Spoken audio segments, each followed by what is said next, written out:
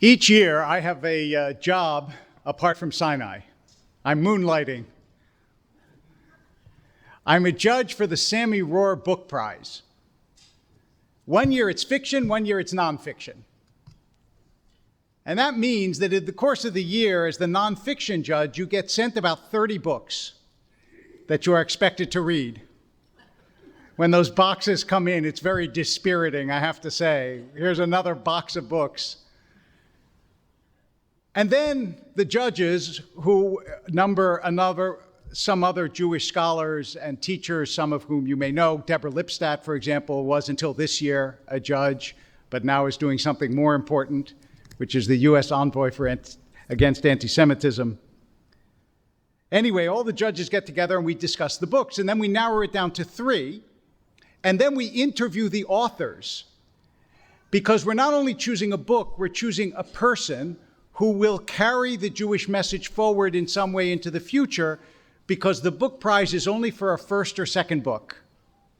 We don't give it to old established authors. We give it to people who are starting out and need a push in their careers.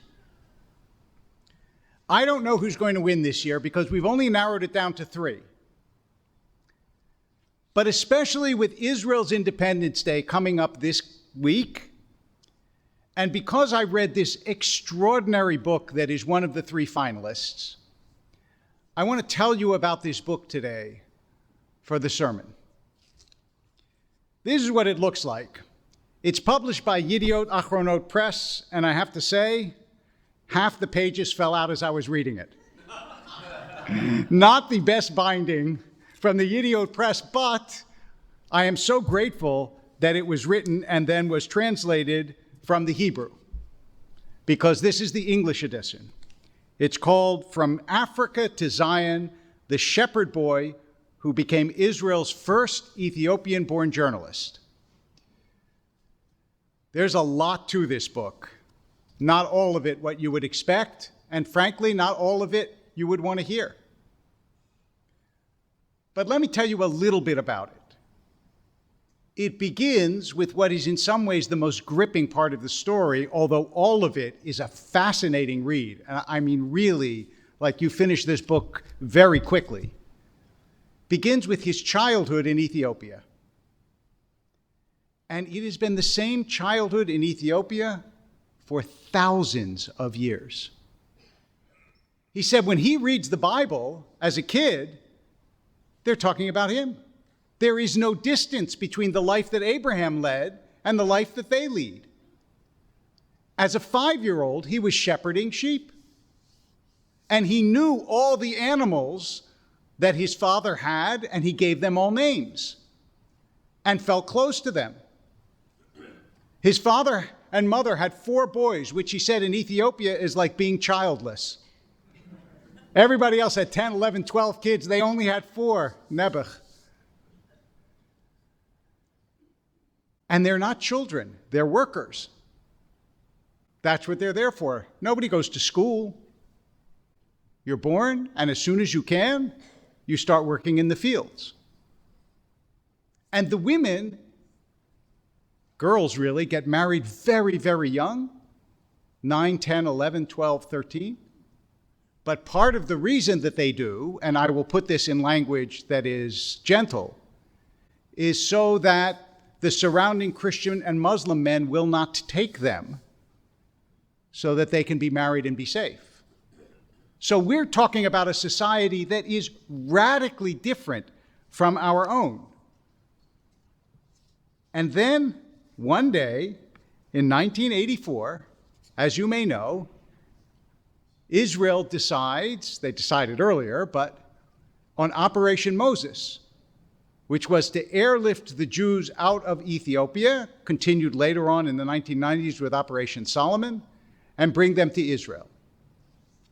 His father starts walking the day we left our home in the village in Ethiopia. It was a Friday. His father said later, the first time in my life I desecrated the Sabbath. These are Jews. Now, they lost the Jewish community before the Talmud. So they live much more biblically and less Talmudically than all the other Jews in the world. But the Christians and Muslims around them also see them as Jews, and they are subject to some of the same prejudices that we know from the Jewish world. And by the way, and he makes this very clear, strange as it may sound, in Ethiopia, among Ethiopians, there is racism. For white people, all dark-skinned people look the same. By the same token, in Ethiopia, we thought all white people looked the same. But we were very adept at distinguishing different shades of black. Those with darker skin were often insulted and treated with disrespect. Everything in life is relative, even racism. There is no society that doesn't suffer from this. And he knew it. In Ethiopia already, there's a whole class called the Baria, who essentially were slaves. And even later, in Israel, jumping ahead in the story, if your descendants are from the Baria in Ethiopia, other Ethiopian families won't intermarry with you. In other words, those sorts of cultural prejudices, they exist all over and they persist for a long time. And that's one of the things that you discover in reading the book. But of course, that's only a small piece of it. They had to walk to the Sudan to get out of Ethiopia. And after his childhood, which he discusses, as I said, very colorfully, and we'll come back to it in a moment, they go to the Sudan. And the Sudanese apparently don't like the Ethiopians, and it doesn't matter if they're Jews or not. So there is a pretty awful scene of what it is like in the transfer to the Sudan, and thousands died, men, women, and children, some of hunger, some of disease, and many of violence, on their way to get to Israel. But they didn't think of it as going to Israel. He said, my father never spoke of Israel, and neither did anyone in our community. What did they speak of? Jerusalem. It was Jerusalem that they were going to. It was Jerusalem that they dreamed of. And Jerusalem that they believed one day the Messiah would come and bring them to Jerusalem. And now, miraculously, it was kind of happening. And they come on this plane, which is, of course, miraculous, and families get separated and reunited, and some get lost, and there's all sorts of drama. And of course, you can imagine what an airplane is to somebody who grew up in a village with goats and trees and has never seen anything like that before. And they come to Israel, and what is the first thing they do? They kiss the ground because they've come home. But of course, it's not so easy there either. Because just imagine taking somebody from a life that was unchanged for 3,000 years and introducing them into the modern world. Some of them knew some Hebrew from their biblical studies, but modern Hebrew and biblical Hebrew, even if you know it, are not the same thing. And God knows modern Israel and ancient Ethiopia are not the same thing. And so there is this whole process of trying to reacquaint the families, and the tensions of immigration are clear, because for the first time with immigrants, the fathers and mothers are not the authorities. The kids are the authorities, because the kids know the society and the parents don't. So he has to explain to his father what it means that he doesn't have a bank balance. So nobody has a bank balance in a place where there are no banks. And in Ethiopia, the father is the dictatorial head of the family, and the children have no rights. None. Not only the father, he says, but the other relatives could beat the kid. If they feel an uncle could hit a kid, and that's his right. He's an uncle. And now all of a sudden they come to a modern Western country and everything is reversed, and the children know things that the parents don't. And don't forget that some of them were quite old. This is an immigrant story, as you know, that has happened again and again and again and again. And also, it was very hard to leave Ethiopia because, as he says, all they wanted was to be buried in Israel. That was an honor my grandfather didn't receive because his grandfather died before they came. That, in a nutshell, is the story of the Jewish people. If anything symbolizes the exile, it is the cemeteries, no matter where, in a village in Ethiopia, in the borough of Queens, New York, in Prague, or in Casablanca. I hear how people talk at home. I think that my relatives miss the dead, those who stayed behind. So that's true. Where your grandparents and great-grandparents are buried, that's always a piece of you, even if you live in another world. So he comes to Israel, and as you might expect, the reception is mixed. He encounters racism and prejudice, as well as kindness and goodness. And he becomes the first journalist born in Ethiopia and reports on what the Ethiopian community went through and becomes a representative for Israel then in the rest of the world. And one of my favorite scenes finds him in Israel Apartheid Week at the University of Johannesburg in South Africa. And this is what he writes. This excerpt is a little bit long, but trust me, it's worth it. The look in their eyes revealed the intensity of their hatred for Israel, not against Israeli government policy in the territories, but against the state of Israel as the historic home of the Jewish people. The Palestinian suffering was not their concern, it was just an excuse. The shouting grew louder. I approached them and heard their chants. I, too, am a critic of Israeli policy on a range of issues, but this was a painful experience.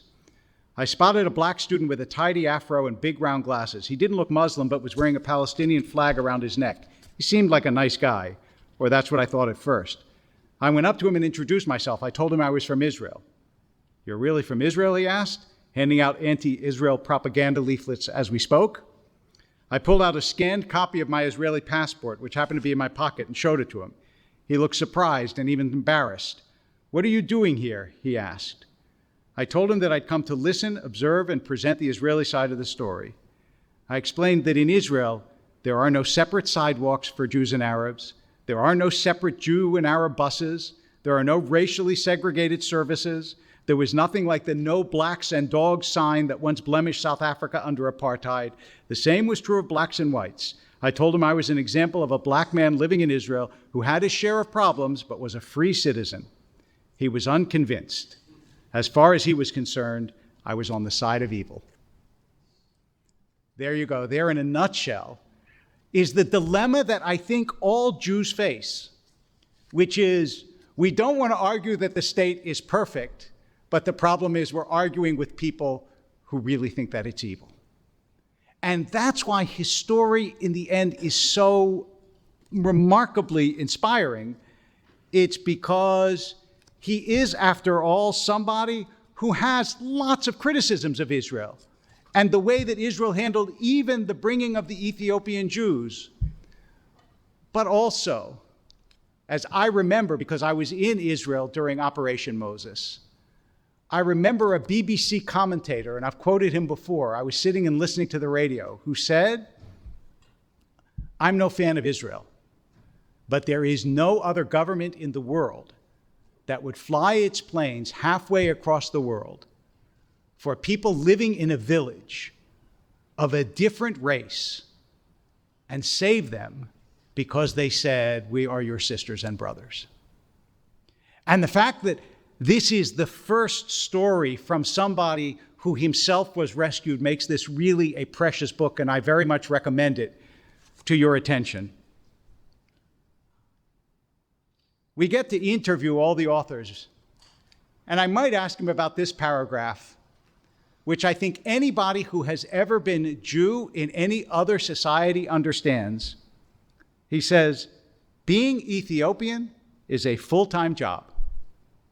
I don't know how many times you've ever been Ethiopian. Don't try it at home. It's an impossible mission in the Israeli reality. Because he says every time he meets someone, they talk about, oh, I helped with the airlift, or I cared about the airlift, or I know about your society. In other words, he represents all Ethiopian Jews, even though he's just one person. But his story from this benighted village comes home when he takes his 4 children back to Ethiopia to show them where he grew up. And they can't believe it. For them, since they all grew up speaking Hebrew in Israel, to see the tree that for him was the most important companion of his childhood, this like spindly little tree, and to see that his home doesn't even exist anymore because it was some hut that was eventually knocked down, and to see the other children in the village, who none of whom wear, he talks about how the first time he tried on socks, what a revelation, who don't have things like socks or shoes, and to think that that's how their own father grew up is poignant and beautiful and a little heartbreaking. In one of the most moving scenes of the book, his father meets Aharon Appelfeld, who was a Holocaust survivor and a famous writer in Israel, who as a child hid out alone in the forest and managed to evade the Nazis, and that's how he survived. And he says there was a certain kinship and understanding between the two men who did not share a language because his father didn't really speak Hebrew, but they understood what it was to grow up in a very different world and to come to this world. And the combination of pain and loss and pride that they felt. It's a profoundly Jewish story. And you read it with a feeling of pain and loss and pride. And on this week, when we celebrate the state of Israel, we should realize the tremendous variety of experiences that have poured into that little place to make it the Jewish state. Whether they came from Yemen, or Iran, or Poland, or Ukraine, or Russia, or Ethiopia. Somehow, with all the tensions and strains and difficulty and pain, they all managed to come together as Jews.